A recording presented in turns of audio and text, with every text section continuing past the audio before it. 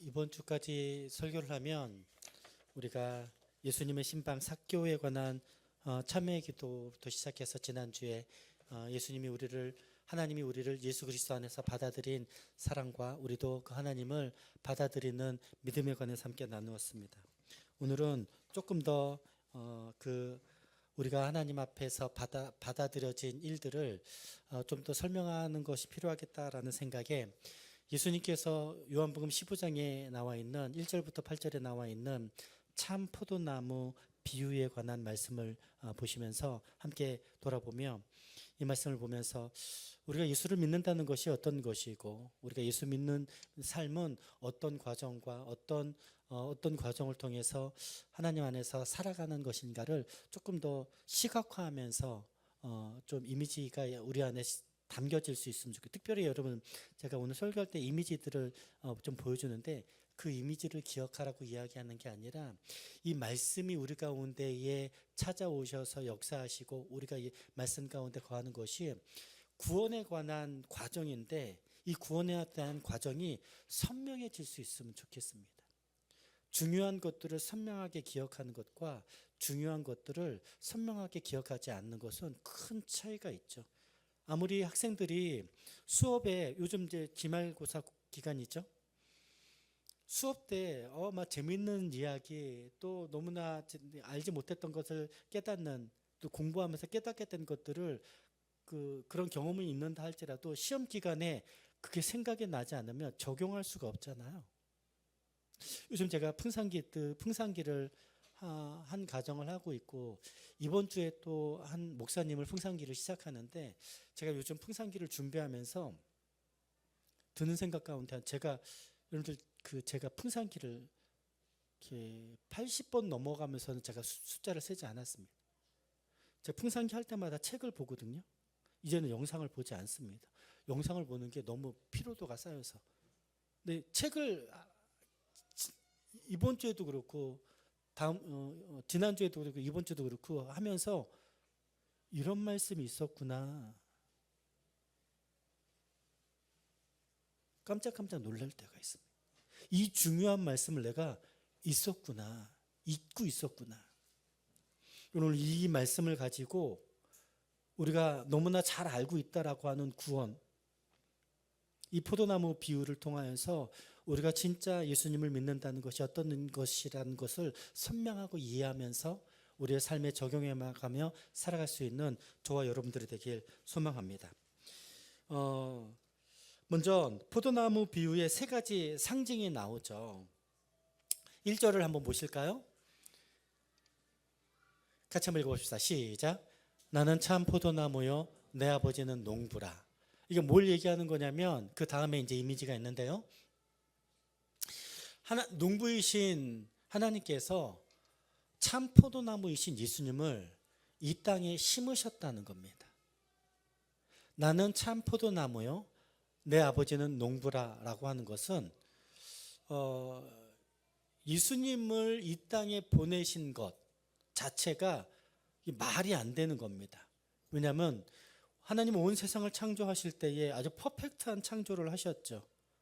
그리고 그 창조 안에 아담과 하와를 허락하시고 그들에게 하나님의 말씀의 다스림을 받으며 하나님의 마음으로 세상을 경영하는 농사를 짓기도 하고 그리고 또 이름을 짓기도 하고 하나님의 마음으로 원래는 하나님의 것인데 이 세상을 아담에게 맡겨서 아담의 능력과 지혜가 아닌 하나님의 능력, 하나님의 질서, 하나님의 이름으로 세상을 경영하는 일들을 맡겼습니다. 그런데 그게 실패했죠.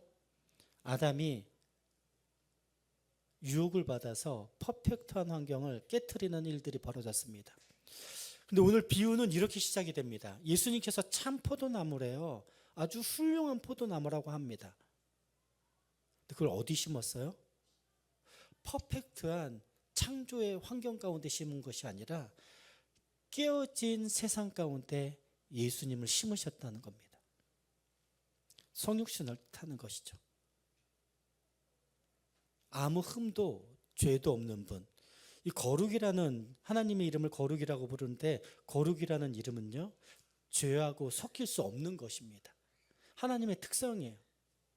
그런데 죄하고 섞일 수 없으신 하나님의 아들이 이 깨어진 세상에, 하나님을 거절하는 세상에 농부이신 하나님을 통하여서 이 깨어진 세상에 성육신에서 이 땅에 태어나셨다는 겁니다. 이 땅에 뿌리를 받고 사시는 예수님이 되셨다는, 참 신이시면서 참 사람이 되신 예수님을 설명하고 있는 것입니다. 제가 이 이미지를 보면서 드는 생각 가운데 하나는, 하나님도 또 예수님도 하나님이시니까 하나님의 말씀을 지킬 수 있는 거 아니야? 퍼펙트한 분들이시니까 그런 거 아니야? 라고 생각하는데, 예수님이 어디에 사셨어요? 깨어진 세상에 사셨습니다. 예수님이 참 신이시지만 우리와 똑같은 참 사람으로 이 깨어진 세상에 그는 아버지를 일찍 잃어버리고 소년가장으로 살았습니다. 맏아들로 동생이 주렁주렁 있는 가장에 살았습니다. 그리고 그가 사역할 때 어떻게 살았어요? 예수님을 환영하는 이들도 있지만 비난하고 조롱하고 프레임을 씌우고 그를 이단이라, 그를 신성모독했다는 자로 하면서 예수님을 죽여버리기까지 하는 데 살아가고 있다는 것입니다. 그래서 농부이신 하나님이 참 포도나무이신 예수님을 이 깨어진 세상에 심어놓고 아무것도 안 하십니까? 아니요. 가지치기도 하고 생명의 공급을 부어주기도 하고, 예수님은 하나님을 향하여 기도하고 대화하고 하나님과 예수님 사이에 임재가 있는 생명의 소통이 풍성하게 이렇게 이어져, 뿌리로 말미암아 이어져 있는 것을 보게 된다는 것이죠. 예수님도 이 깨어진 세상에서 홀로 살 수 없어서 누구하고 연결되어 있다고요? 같이 한번 따라합시다. 하나님과 연결되어 있는 예수님이십니다. 같이 한번 따라합시다. 하나님과 연결되어 있는 예수님. 요한복음 15장 1절은 그걸 이야기하는 것입니다. 진공관 상태에 아무 흠도 없는, 점도 없는 곳에서 사는 것이 아니라 이 깨어진 세상에 성육신하셨고, 이 깨어진 세상에서 이 땅에 찾아오신 예수님이 홀로 있는 것이 아니라 하나님과 함께 거하시는 예수님을 보게 된다는 것이죠. 그리고 나오는 또 하나의 상징은 바로 가지인 것이죠. 여기에 보면 예수님이 참 포도나무신 그 원 가지가 있고 그 옆에 여러 가지들이 있는 모습을 봅니다. 예수님과 접붙임을 당한, 예수님에게서 난 사람들, 예수님으로 말미암아 태어난 사람들, 원래는 흑암의 권세 가운데 땅에 살았지만 저주의 백성으로 세상 가운데 죽임을, 하나님의 징계를 받아 죽을 수밖에 없는 환경에 살았지만 예수 그리스도로 말미암아 하나님께, 예수님께 접붙임 받은 제자들, 바로 우리들이죠. 그리스도인들이 있는 것들을 이야기하는 겁니다. 이 포도나무 비유는 세 가지 상징이 나오는데, 농부이신 하나님, 참 포도나무이신 예수님, 가지가 된 제자들, 우리 그리스도인들, 이 세 부류의 사람들이 나오는 걸 보게 됩니다. 이제 이 비유들을 함께 해석해가며 이 비유가 예수님이 이 비유를 통하여 제자들에게 그리고 또 오늘 우리들에게 말씀하시고자 하는 것이 어떤 것인지를 하나하나 들여다볼 수 있으면 좋겠습니다. 먼저는 포도나무 비유의 진정한 의미를 찾아보겠습니다. 먼저는 2절입니다. 먼저는 4절입니다. 4절 같이 한번 읽어보겠습니다. 시작. 내 안에 거하라, 나도 너희 안에 거하리라. 예수님은 제자들에게 뭐라고 표현하냐면, 내가 하나님 안에 거하는 것처럼 너희도 내 안에 거해야 한다. 그리고 2절 한번 보시겠어요? 2절, 물은 내게 붙어 있어 내 안에 거하라 라고 하는 표현, 내게 붙어 있어 라고 하는 표현, 이 표현으로 예수님과 우리 사이의 관계가 어떠해야 될지를 설명하는데요. 이미지를 한번 볼까요? 우리들은 원래 예수님하고 상관없는 사람들이었습니다. 그런데 첫 번째, 이 참 포도나무이신 예수님에게 로마서에 있는 로마서 11장에 보면 참 감람나무, 돌 감람나무라고 하는 비유가 나옵니다. 그래서 이 참 감람나무에게 종류가 다른 돌감람나무를 이렇게 이식하는 거죠. 접붙이는 거죠. 이렇게 접붙임을 당하면 이 가지가 열매를 맺을 땐 돌감람나무의 열매를 맺는 것이 아니라 참감람나무의 열매를 맺는다라고 로마서 11장에선 그 비유를 그렇게 이야기합니다.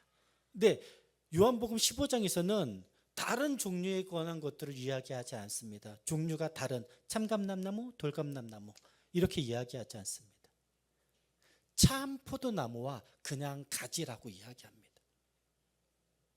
이건 뭐라고 할까요? 태생이 다르긴 하지만 중요한 것은 어떤 성분이 중요한 것이 아니라 저렇게 이 그림처럼 이 참 포도나무이신 예수님의 살을 이렇게 베어서 마치 십자가에서 우리의 모든 죄와 허물을 위해서 찔리시고 흘리시고 찢기신 예수님의 십자가의 사랑을 의미하듯이 이 참 포도나무이신 예수님에게 이렇게 몸을 베어서 거기에 가지인 우리를 접붙이고 이렇게 묶어 놓는 겁니다.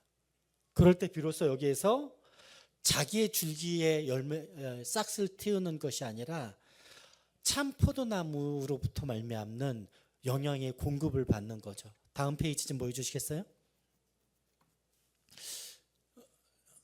요즘은 참 쉬운 것 같아요. 옛날엔 이런 그림 찾으려면 몇 시간을 찾아 헤맸었거든요. 이제 설교문을 쓰고 그 AI에게 넘겨서 이런 이미지를 만들어줘라고 했더니 이미 이 이미지를 보고 깜짝 놀랐어요. 다른 거는 뭐 놀라진 않았는데 왜냐면요. 나의 안에 거하라 라고 한다는 표현은 어떤 거냐면 이 참 포도나무에게 우리가 접붙임을 당한 상태예요. 접붙임을 당했다라고 하는 것은 뿌리로부터 아버지가 심어놓은 참 포도나무이신 예수님이 땅의 영양분을 이렇게 끄집어서 참 포도나무의 그 나무를 관통해서 어디로 가요? 우리 예수님에게 접붙임을 당한 우리에게까지 가지에게까지 영양분이 이렇게 오는 것을 그려놓고 있는 것이죠. 이 그림도 이 말씀도 여러분 좀 선명하게 저장해 놓으시길 바랍니다.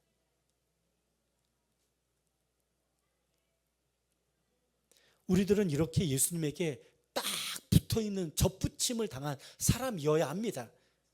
우리 아이들이 태어나지 않습니까? 아이들이 태어날 때까지 10개월을 엄마의 품속에 있어요. 그런데 엄마의 품속에 10개월 있다가 출산하고 밖으로 나오면 이 아이에게 뭘 먹여요? 뱃속에 있을 때는 엄마의 영양분을 탯줄을 통해서 빨아먹더니 밖으로 나와서는 엄마의 젖을 통해서 그가 생명의 연장과 공급을 받는 모습을 보게 됩니다. 자연도 그렇고요. 우리들도 그렇고요. 생명의 신비는 그 엄마로부터 흘러나온다고 이야기하는 겁니다. 참 포도나무, 건강한 포도나무가 있어야 건강한 줄기들이 자라는 것처럼 우리들은 예수님 안에 딱 접붙임을 당해 있어야 합니다. 우리들은 예수님과 함께 사는 것이 우리가 구원을 받는 삶이고 이 생명의 공급, 이 말씀의 공급이 우리 가운데 끊어지는 순간 우리는 구원이 우리 가운데에서 끊어지는 상태가 이르게 된다고 이 비유는 이야기하고 있다는 것입니다. 이 접붙임 당한 상태를 우리는 성찬에서 비교할 때 제가 계속해서 이야기하는 성찬은 같이 한번 따라합시다. 성찬은 예수님과의 신비한 연합, 그 깊은 사귐과 동행,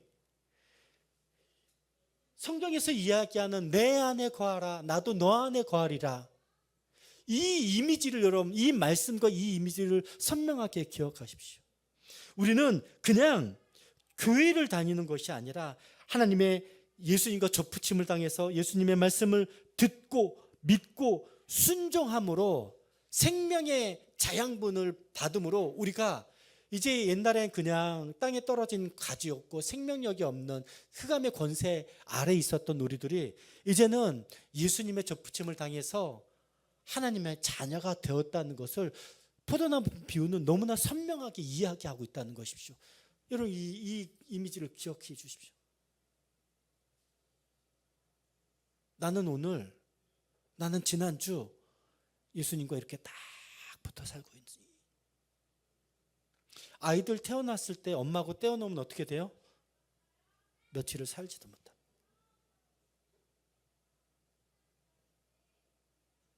우리가 이렇게 하나님의 자녀가 되었는데 예수 믿은 지 오래됐다고 예수님으로부터 오는 생명의 공급, 호흡, 생명의 영양분을 받아들이지 않아도 살 수 있다라고 생각하는 것은 굉장히 크나큰 착오라는 것을 여러분들 아셔야 합니다. 반대로 2절 두 번째는 내 안에 있지 아니하면 나를 떠나면 이라는 말씀이 4절 5절에 있습니다. 4절 제가 읽어보도록 하겠습니다.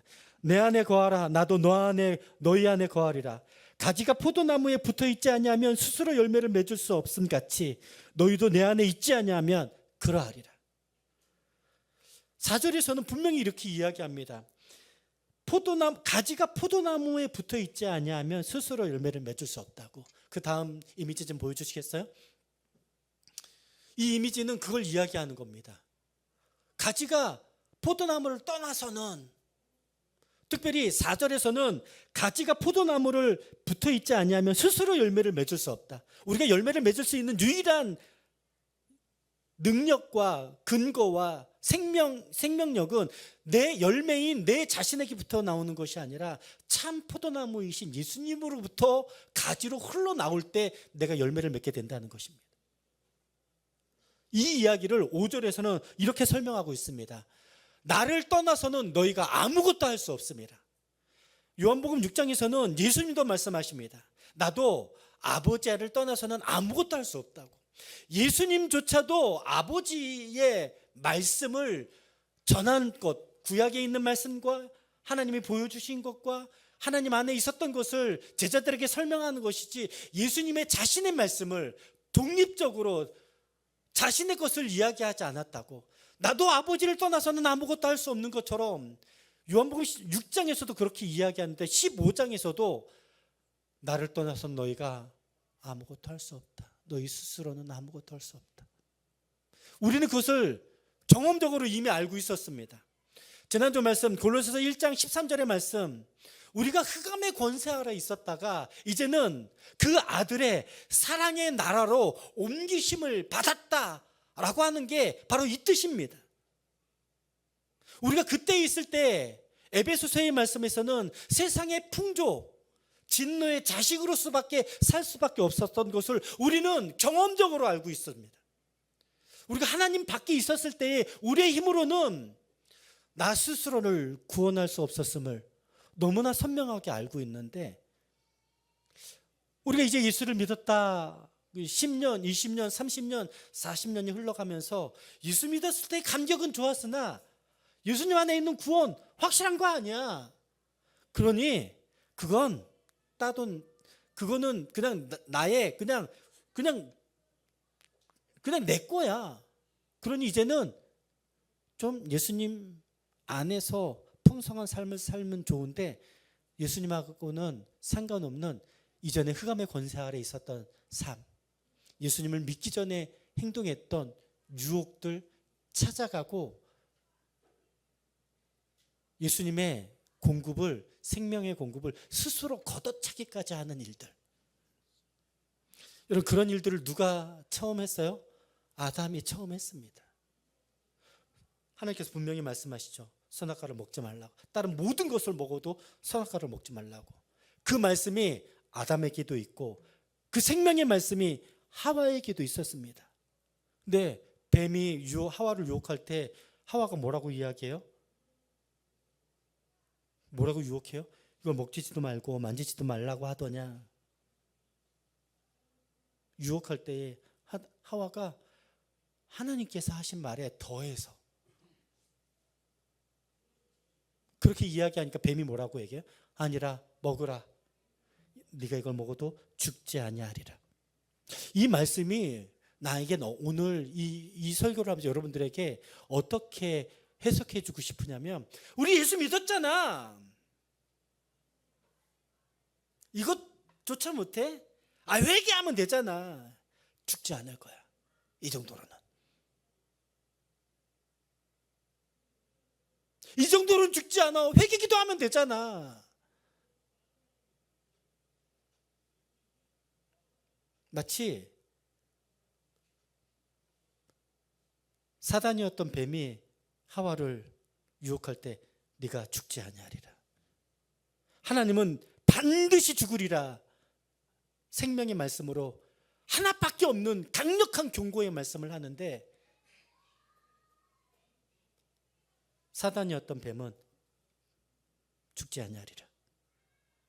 어떤 말을 신뢰하는 게 우리의 삶 가운데 좋았을까요?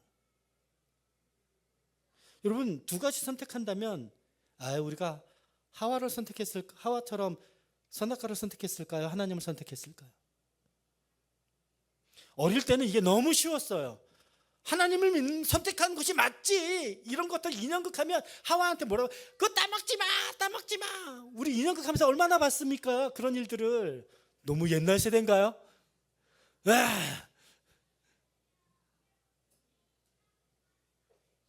이런 유혹들이 수천 년 전에는, 창세기에는 그 현장에 성경을 통해서 우리는 선명하게 알고 있었다고 하지만, 그런 유혹이 있을 때 정말로 여러분 선명하게 그 말씀이 생명의 말씀을 취할 것인지 사망의 말씀을 취할 것인지, 그런 두려움과 떨림으로 이 말씀을 대하고 있는지 정말 그렇습니까?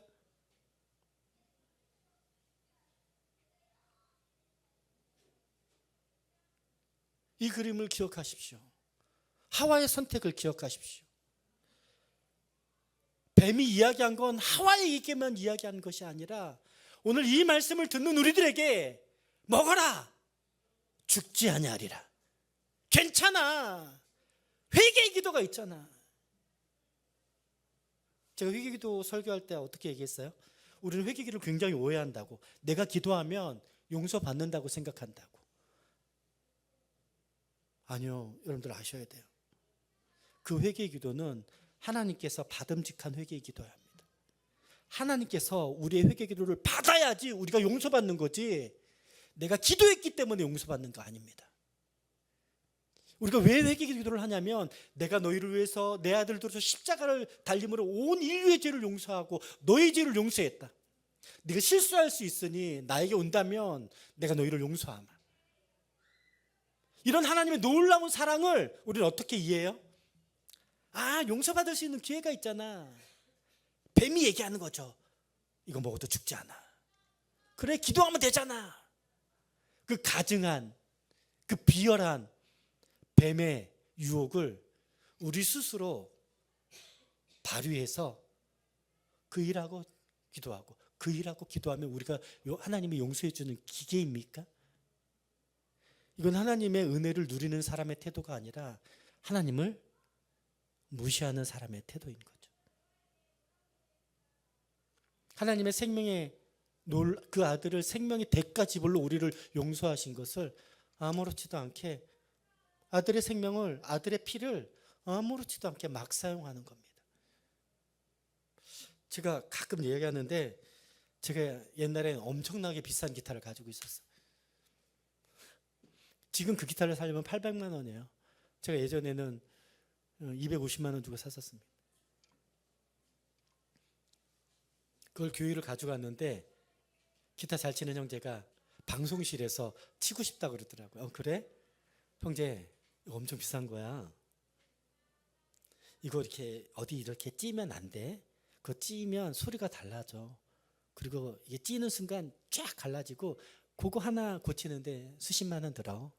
경고했어요. 목사님, 제가 기타 많이 쳐봤어요. 딱 가져가더니 쪘어요. 방송실 그 믹서 있죠? 믹서 그 날카로운 부분에 탁, 쫙, 내 마음도 쫙. 그 친구는 저에게 이렇게 얘기합니다. 목사님, 미안해요. 그래, 뭐 죽일까?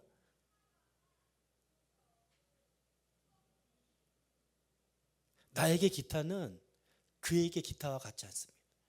예수님에게 하나님의 아들은 우리가 너무나 쉽게 기도하면 되지라고 이야기하고, 휘발적으로 사용하는 수단이 될 수 없는 것이 하나님의 아들의 생명의 피값이었습니다. 예수님을 떠난다는 것은, 그리고 죽지 않겠다고 스스로 이야기한다는 것은 얼마나 어리석은 행동인지, 우리 스스로를 다시 사망의 권세 아래 스스로 놓을 만큼 어리석은 행동이 아닌. 여러분, 바쁘다고, 내 마음이 불편하다고 그럴 때가 있을 것 같아요. 난 너무 바빠서 말씀 볼 시간도 없습니다. 기도할 시간도 없습니다. 난 지금 너무 속상해서 하나님 앞에 나가고 싶지 않습니다. 저 이해할 것 같아요. 저도 그런 때가 있죠. 가끔 제가 성도들의 이야기를 들을 때 제가 막 한탄스럽고 그냥 그 이야기를 듣는 것만으로도 눈물이 날 때가 있어요. 제가 뭐라고 하냐면 딱 한마디 합니다. 그랬구나. 네가 지금 이런 상태구나. 제가 딱 한마디 합니다. 우리 같이 기도하자. 목사의 달콤한 말로는, 수많은 성경 지식으로는 이 사람을 회복할 수 있는 능력이 없습니다. 제가 이 성도의 슬픔과 그 불안과 두려움을 제가 해결해 줄 수가 없습니다. 그럴 때마다 그 대화와 그 신방의 마무리는 제 마음을 담아서 이야기합니다. 그렇구나. 네가 그렇구나. 그럼 이제 같이 기도하자.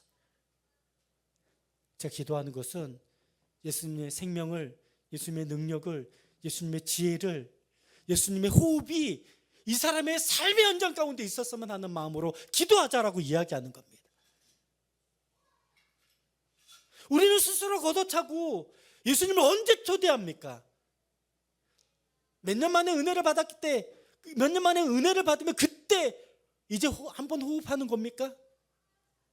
여러분, 그렇게 스스로 여러분을 망치지 마십시오. 여러분은 여러분에게 기회를 줄 수 있는 사람입니다. 우리는 이미 예수님에게 생명의 접붙임을 받았는데 바쁘다는 핑계로, 슬프다는 핑계로 이유가 되기는 합니다. 잠시 슬플 수 있고 잠시 바쁠 수 있으나 스스로 그 영양분을, 생명의 능력을 차단해서야 우리가 어떻게 호흡할 수 있고 살아갈 수 있고 자라갈 수 있겠습니까?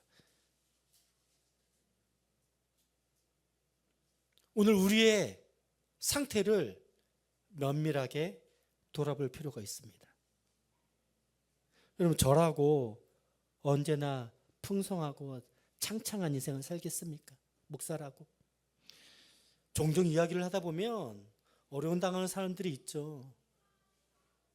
그들을 보면 제가 겪었던 슬픔, 아니면 이제는 어떨 때는 저도 한 번도 경험하지 못했던 그 분노와 불안과 해결할 수 없는 어려움을 겪는 이들이 있습니다. 제가 하나님 노릇하지 않습니다. 내가 기도하면 될 거야 라고 얘기하지 않습니다. 나도 기도할 테니 너도 기도하자. 우리가 접붙임을 당하는 일들이 매일매일 있지 않으면 우리 스스로는, 우리 힘으로는, 우리 지혜로는 나를 도울 수 있는 사람을 아무리 찾아가도 이 근본적인 문제들을 해결할 수 없음을 너무나 선명하게 잘 알고 있지 않습니까? 물론 사람을 찾아가야 될 때도 있죠. 그때도 어떻게 해야 돼요? 하나님이 요셉에게 은혜를 주심으로, 환관장에게 은혜를 주심으로, 하나님을 만나는 사람들에게 하나님께서 함께해 주셔서 이 일들이 잘 될 수 있도록. 시험 기간 있죠. 우리 학생들 공부 열심히 하십시오. 우리 수험생들한테 제가 맨날 기도하는 건, 하나님, 제가 열심히 공부한 만큼 대가가 나오게 하여 주시옵소서. 이럴 때 아멘 해야 되는데 이거 아멘 할 수 있습니까? 공부한 만큼 대가가 나오게 하여, 점수가 나오게 해 주십시오. 이럴 때 아멘 할 수 있는 학생은 성실히 공부해야 합니다. 두 번째 기도, 하나님, 잘 기억하게 해주십시오. 잘 생각나게 해주십시오. 시험 공부할 때 열심히 하십시오. 그리고 기도하십시오. 하나님께서 여러분들에게 하나님의 지혜로 그 일들을 잘 감당하고 견딜 수 있는 시간들이 될 수 있도록. 여러분들은 잘 붙어있는 분들이십니까? 지금 스스로 붙어있는 가지를, 생명의 공급을 막고 스스로 그 가지에서 떨어져 나가고 싶은 생각이 있는 분들이십니까? 농부이신 하나님은 이런 상태에 있는 우리들에게 두 가지 행동을 합니다. 첫 번째는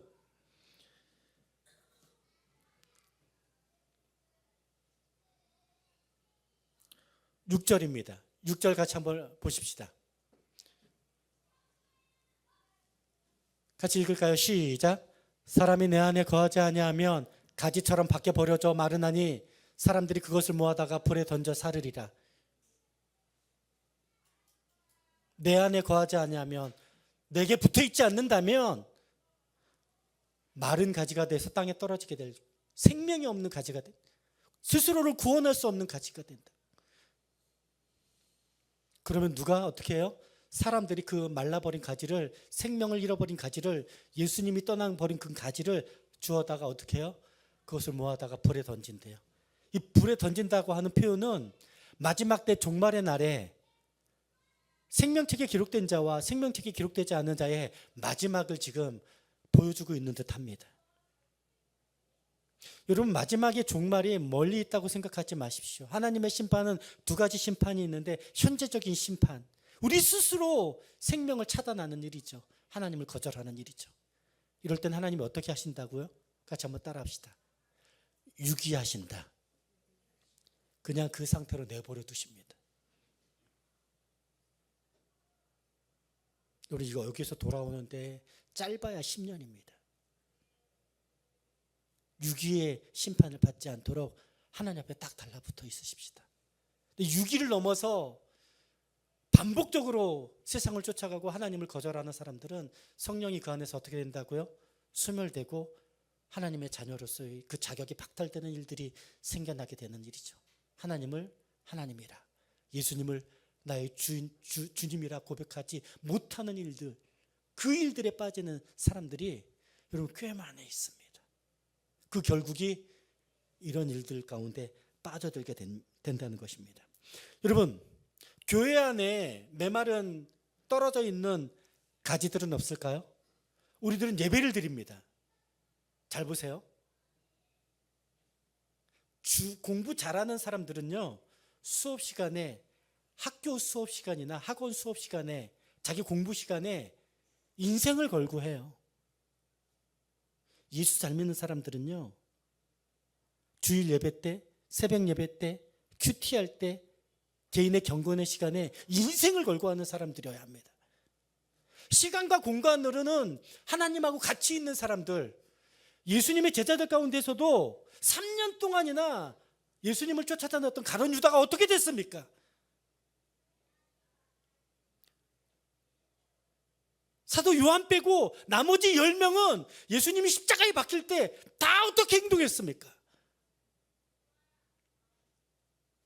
예수님을 십자가에 못 박힐 때 다 자기의 길로 떠나버렸던 사람. 시간과 공간은 같이 보낼 수 있는데 시간과 공간으로 우리의 믿음이 자라지 않습니다.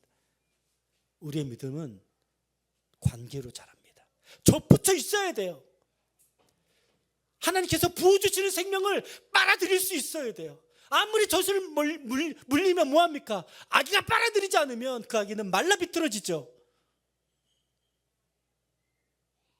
다행히 참 포도나무이신 예수님은 우리들에게 무한정의 은혜를 주시는 분이십니다. 하나님의 지혜, 하나님의 생명, 하나님의 능력, 모자라지 않는 분이시라고 우리 창조의 구원의 하나님이라고 이야기하지 않습니까? 붙어 있으십시오. 빨아들이십시오. 그렇지 않다면 밖에 버려져 불태워지는 일들이 생기게 된다는 것이죠. 두 번째, 농부이신 하나님이 가지에 관해 하시는 두 번째 이야기는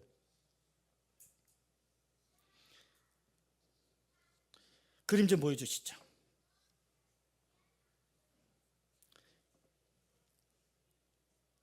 이 포도나무에 가지가 접붙임을 받아서 자라게 되면 녹색 그림이 있죠?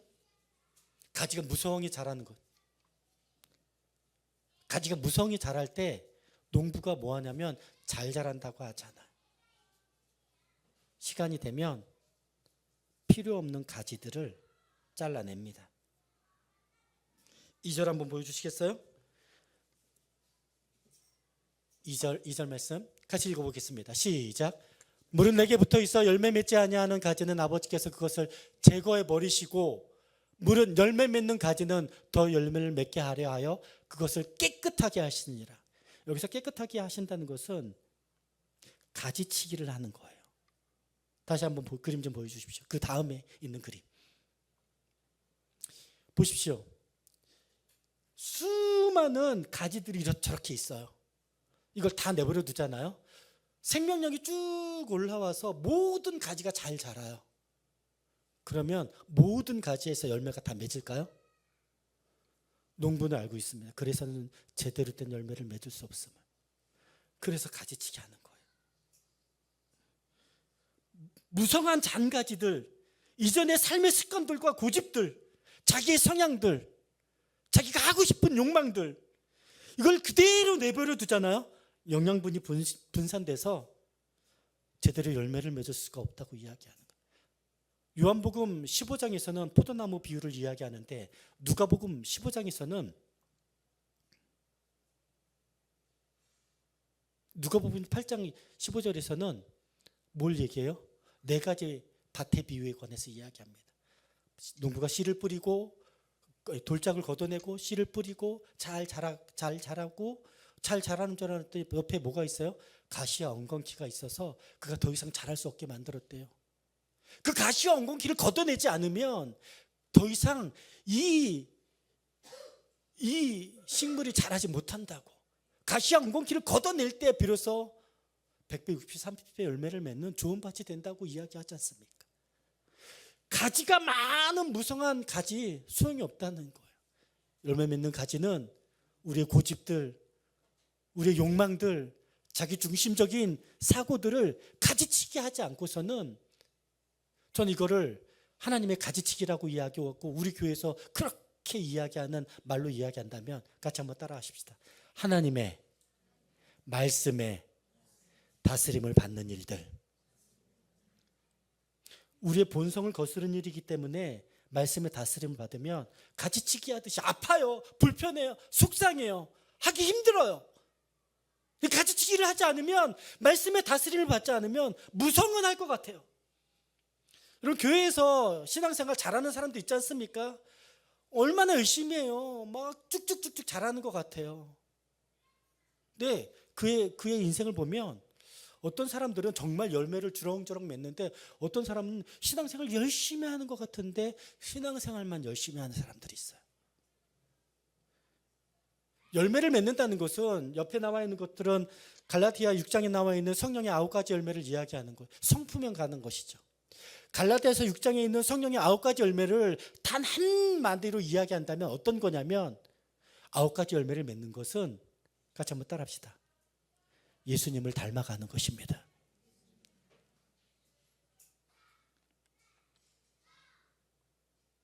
예수님이 이 땅에 오셔서 모든 것을 하신 게 아니에요.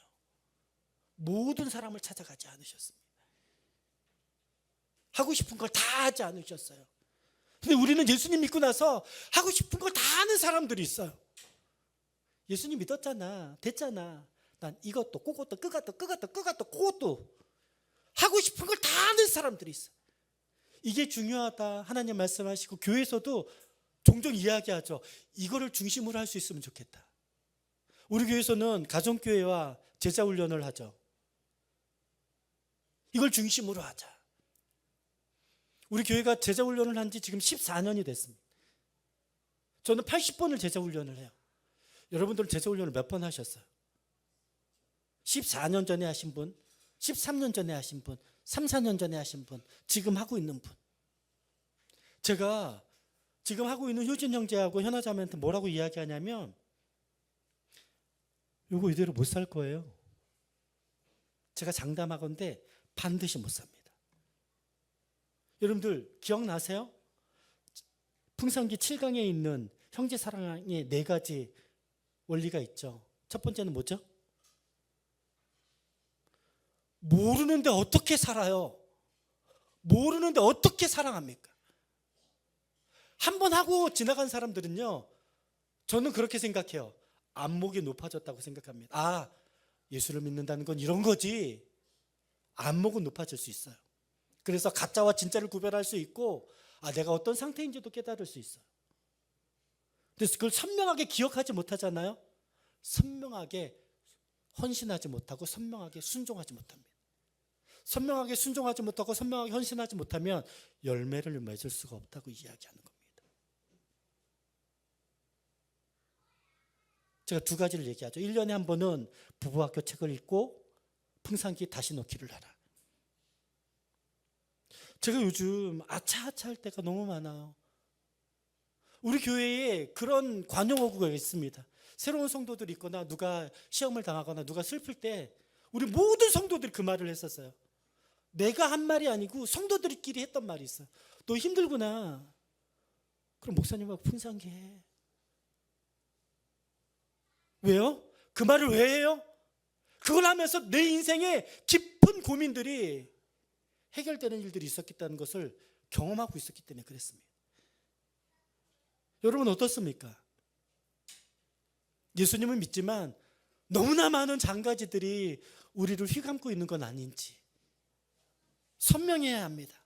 방향성이 있어야 돼요. 필요 없다면 가지치기 해야 돼요.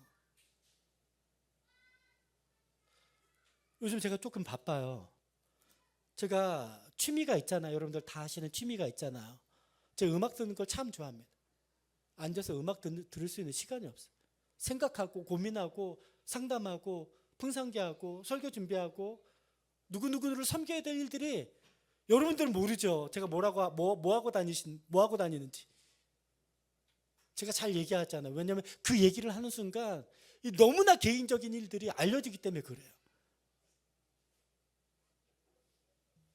요즘 너무 바쁜데 음악을 듣지 못하는데 속으로 무슨 생각하고 있냐면 그래도 괜찮아. 이런 삶을 살 수 있어서 다행이지. 여러분 인생에 고민이 많을 거예요. 어려움도 많고 해결 못하는 일들이 많을 겁니다.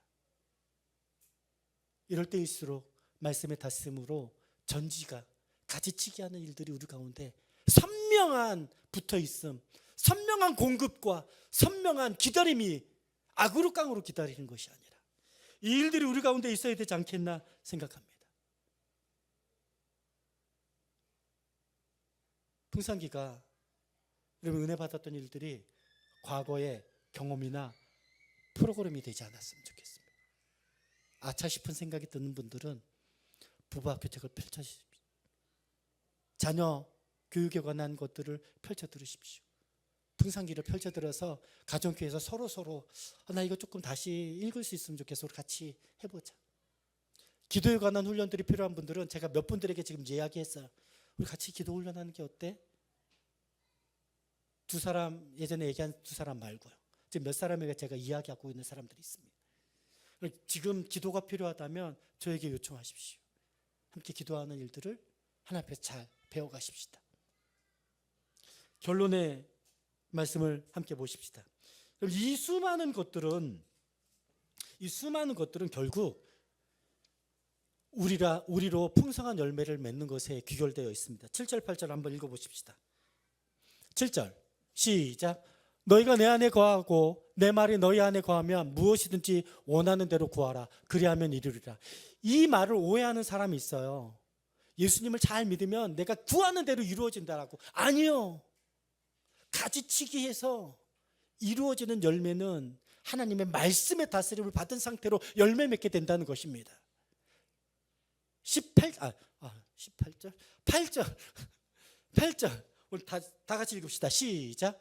너희가 열매를 많이 맺으면 내 아버지께서 영광을 받으실 것이요 너희는 내 제자가 되리라. 아담에게는 생육하고 번성하라. 땅에 충만한 이 땅을 다스리라. 예수님께서는 부활하신 다음에 승천하시면서 제자들에게 온 땅을 다니시면서 세례를 주고 가르쳐 복음을 전하여 제자를 삼고 이 제자를 삼아 가르쳐 지키게 하는 일까지 하는 것을 창세기에서는, 마태복음에서는 이렇게 이야기하고 있습니다. 아버지께서 영광을 받으시는 것은 우리가 열매를 맺는 삶입니다. 우리가 열매를 맺는 삶은 예수님을 닮아가는 삶이죠. 예수님을 닮는 것은 그의 성품과 그의 말, 그의 삶이죠. 예수님 이 땅에 오셔서 뭐 하셨어요? 하나님께서 부탁하신 온 세상을 회복케 하시는 십자가를 이루기 위한 사명을 완성하신 분이셨습니다. 여러분 인생 가운데 예수님에게 접붙임을 당하면서 우리가 한 사람 한 사람이 건강한 가지와 열매 맺는 사람들이 될 수 있으면 좋겠습니다. 예수님도 하나님 안에서 참 포도나무가 된 것처럼 우리도 예수님 안에서 건강한 그리스도인 될 수 있으면 좋겠습니다. 아멘. 여기에서 끝나지 않아야 됩니다. 예수님에게 접붙임을 당해서 건강한 부모 세대가 되어야 합니다. 예수님의 언어가 나의 언어, 예수님의 시선 가운데 예수님의 시선이 나의 시선이, 예수님의 손길 가운데 나의 손길 가운데 예수님의 손길이 드러나도록 우리 자녀들을 대할 때에 하나님이 나를 대하듯이, 특별히 가정교회 목자들은 여러분들을 하나님이 대하신 방식으로 우리 가정교회 성도들을 대하는 일들, 저도 목자이고 목사 아닙니까? 이 일들이 내 평생의 일들이에요. 가끔은 제가 피곤해서 선잠을 잘 때가 있어요. 그리고 혼자 깨요. 꿈꾸다가 주님, 요즘 종종 그래요.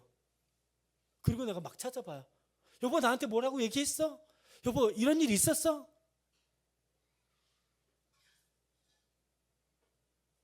계속 기도하다 보면 걔가 어떻게 됐을까 봐, 걔가 지금 어떨까 봐.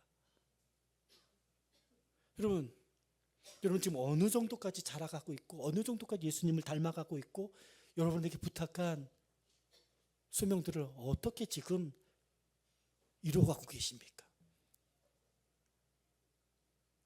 예수님을 닮아가는 것, 하나님께서 우리에게 부탁하신 소명을 이루어가는 것으로 하나님께서 영광을 받으시는 일들이 우리의 삶 가운데, 여러분 15년이면, 우리 교회에서 15년이면 이제 열매를 맺기 시작할 충분한 시간이라고 생각합니다.